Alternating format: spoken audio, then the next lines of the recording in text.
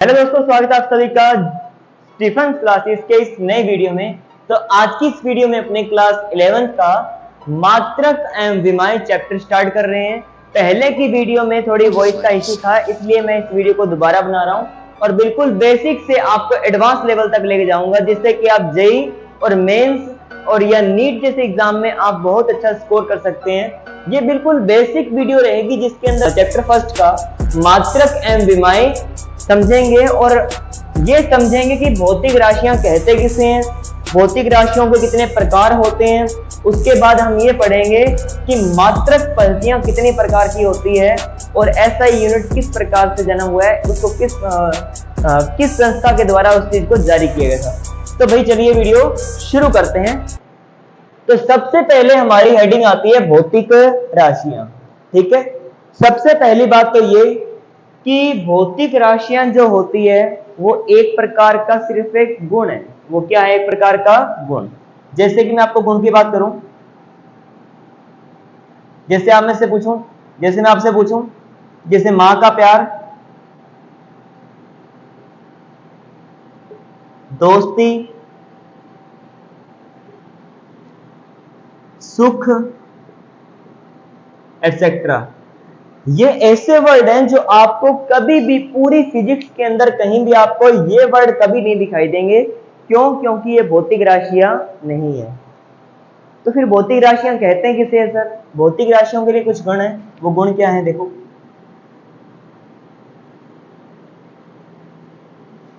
जैसे मैंने बोला एक तार है और इस तार की लंबाई L है। मैंने आपको बोला कि इसका मापन कीजिए, इस तार का मापन कर सकते हैं। तो आप बोलोगे सर इसका दो प्रकार से मापन किया जा सकता है। कि पहला तो क्या है कि हम इसकी लंबाई बताएं, दूसरा आप इससे क्या मापन कर सकते हो, मापन का तरीका ये, पहला तरीका ये है। दूसरा क्या है सर? आप इसको बताओगे इसका वजन कितना है, द्रव्यमान कितना है सर इसका।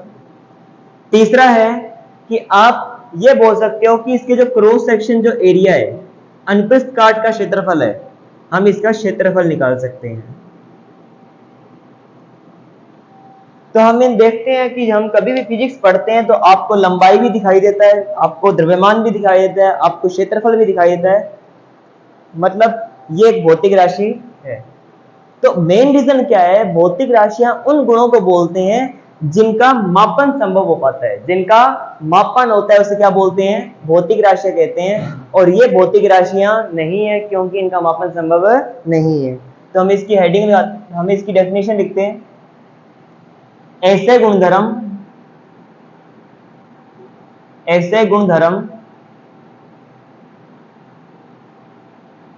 जिनका मापन संभव होता है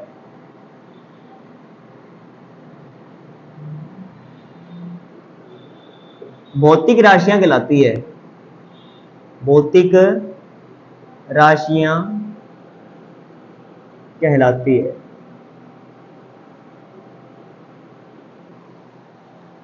मतलब दोबारा देख लीजिए कि ऐसे गुणधर्म जिनका मापन संभव होता है, ऐसी राशियों को हम भौतिक राशियां कहते हैं। जैसे कि हम फिजिक्स की बात करें तो हमने देखा कि लंबाई भी एक भौतिक राशि है, जिसका मात्रक क्या होता है? इसका मात्रक होता है मीटर, इसको मीटर में नापा जाता है। द्रव्यमान का मात्रक क्या होता है? किलोग्राम, इसे किलोग्राम में नापा जाता है। क्षेत्रफल का मात्रक होता है मीटर स्क्वायर, इसे मीटर स्क्वायर में नापा जाता है। तो भाई ये वो राशियां हैं जिनका मापन संभव होता है। तो इन राशियों को हम क्या कहते हैं? भौतिक राशियां।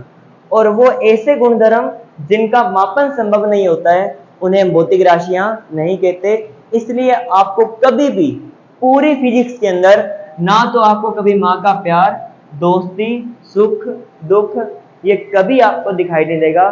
तो आई होप आपको ये टॉपिक समझ में आया है। हम नेक्स्ट टॉपिक की ओर बढ़ते हैं। नेक्स्ट टॉपिक है भौतिक राशियों के प्रकार। नेक्स्ट हेडिंग है भौतिक राशियों के प्रकार। तो हम देखते हैं कि भौतिक राशियां कुल दो प्रकार की पाई जाती है। सबसे पहली भौतिक राशि को बोलते हैं, उसे बोलते हैं मूलभूत राशियां।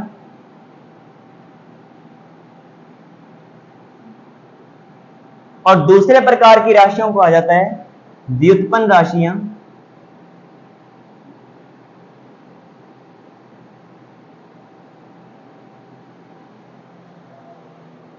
तो भाई सबसे पहली बात कि मूलभूत राशियां जो होती है वो अपने आप में संपूर्ण होती है, और व्युत्पन्न राशियां जिसके नाम के अंदर ही क्या है, व्युत्पन्न है, जिसके नाम में ही क्या है, व्युत्पन्न, मतलब ये वो राशियां होती है जिनको किसी अन्य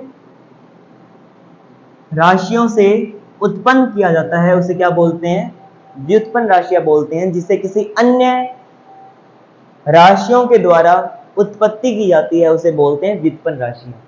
आई होप ये चीज आपको समझ में आई होगी कि मूलभूत राशियां और व्युत्पन्न राशियां किसे बोलते हैं।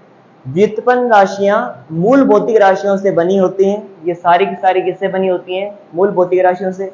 जैसे मैं आपको एग्जांपल के रूप में समझाऊं कि एक दीवार है,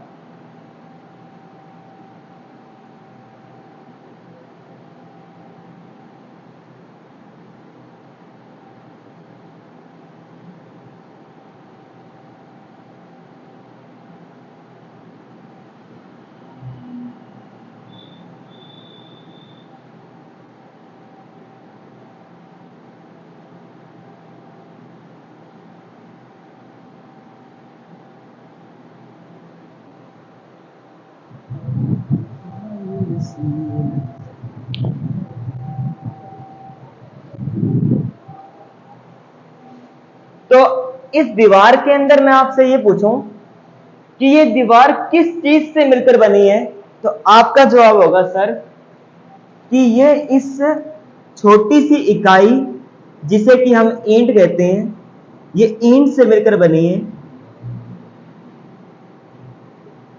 तो ये तो हमारी है मूल भौतिक राशियां। जो एक ईंट की बात आप कर रहे हो वो हमारी कौन सी राशियां हैं, मूलभूत राशियां हैं। इन छोटी छोटी ईंटों को आपस में जोड़ने से जो दीवार बनी है, इस दीवार को कहते हैं व्युत्पन्न राशियां।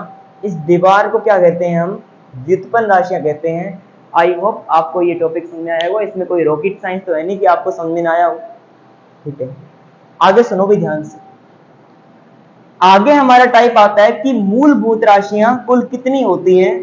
तो कुल 7 प्रकार की मूलभूत राशियां आपको पढ़नी है, जिसके मात्रक, जिसके प्रतीक और मूल भौतिक राशियों की परिभाषाएं वेरी इंपॉर्टेंट है, एग्जाम में बहुत बार आती है। जिसमें कि सबसे देखो लाइन वाइज याद करो तो ठीक है, अगर आगे पीछे भी हो रहा है तो कोई दिक्कत वाली बात नहीं है, चलेगा। सबसे पहले अपने लिखते हैं राशियां, मूलभूत राशियां, फिर हम लिखेंगे इसका मात्रक इसके सामने।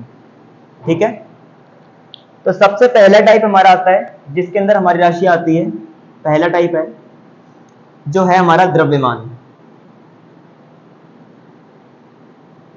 दूसरा होता है लंबाई। तीसरा होता है समय। चौथा होता है तापमान। पांचवा होता है ज्योति तीव्रता।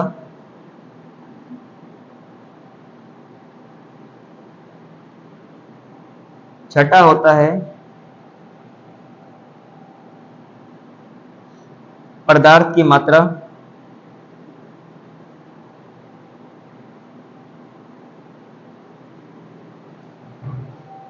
और सातवां होता है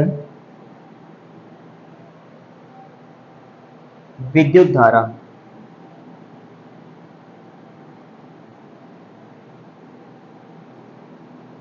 इनके मात्रक हम इनके सामने लिख रहे हैं। द्रव्यमान का मात्रक होता है किलोग्राम। द्रव्यमान का मात्रक होता है किलोग्राम, जिसको हम केजी से डिनोट करते हैं। लंबाई का मात्रक होता है मीटर, जिसे हम स्मॉल m से डिनोट करते हैं। समय का मात्रक होता है सेकंड, जिसे हम छोटे s से स्मॉल s से इसको डिनोट करते हैं। तापमान का मात्रक होता है केल्विन, जिसे हम कैपिटल K से।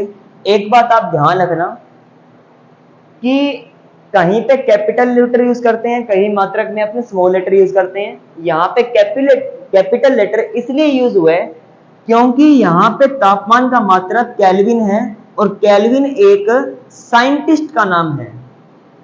जब किसी साइंटिस्ट के नाम पे हम किसी का मात्रक रखते हैं, सिंबल बनाते हैं, तो हम कैपिटल अक्षरों का यूज करते हैं।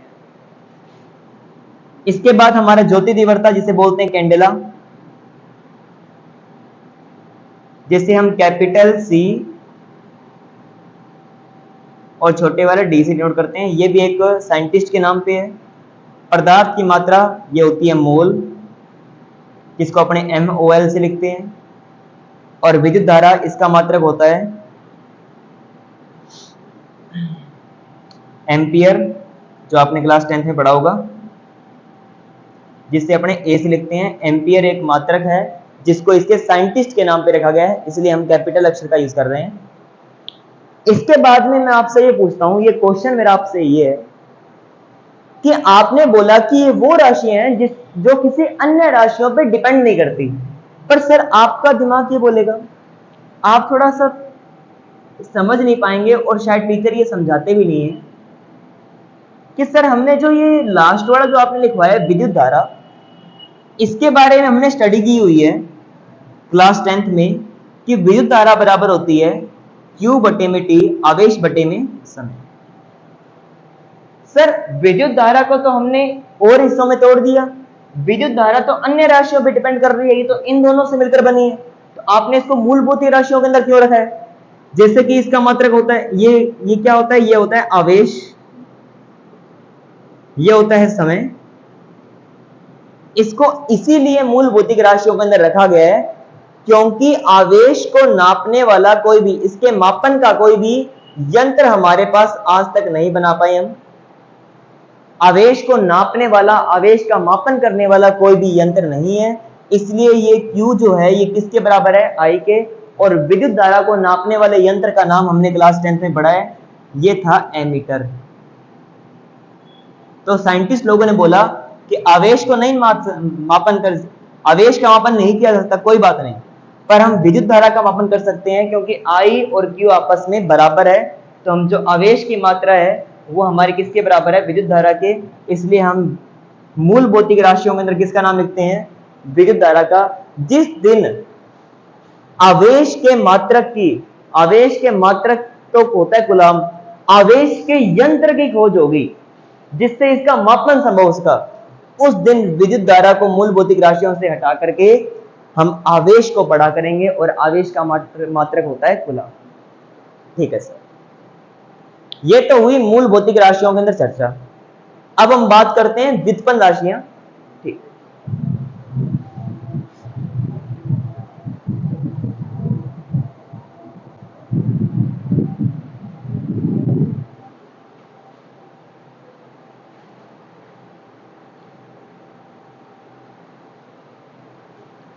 जैसे कि मैं व्युत्पन्न राशियों के बारे में आपको बताऊं तो सबसे पहली हेडिंग हमारी आती है, जैसे इसके अंदर मैं नॉर्मली बनाना चाहूं तो मेरे को याद है कि चाल बराबर क्या होता है? दूरी बटे समय। चाल बराबर होता है दूरी बटे समय। तो आपका यहां पे ये चीज रहेगी कि दूरी एक प्रकार की लंबाई है और समय तो समय ही होता है। ये एक मूलभूत राशि है, ये भी एक मूलभूत राशि है। ये दोनों राशियां कैसी है? मूलभूत राशियां हैं। इन मूलभूत राशियों को आपस में कंबाइंड करके, आपस में जोड़ करके एक नई राशि का जन्म हुआ है जिसे हम क्या बोलते हैं? इसे हम बोलते हैं व्युत्पन्न राशि, जिसका नाम क्या है? यहाँ पे चाल है, इसे बोलते हैं व्युत्पन्न राशि।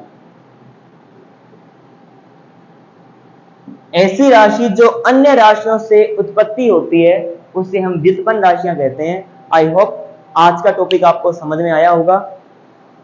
इसके आप सुंदर सुंदर नोट्स बना लीजिए और अगर आपको नोट्स चाहिए तो आपको डिस्क्रिप्शन बॉक्स में इसका लिंक मिल जाएगा नोट्स का, वहां से आप डाउनलोड कर सकते हैं।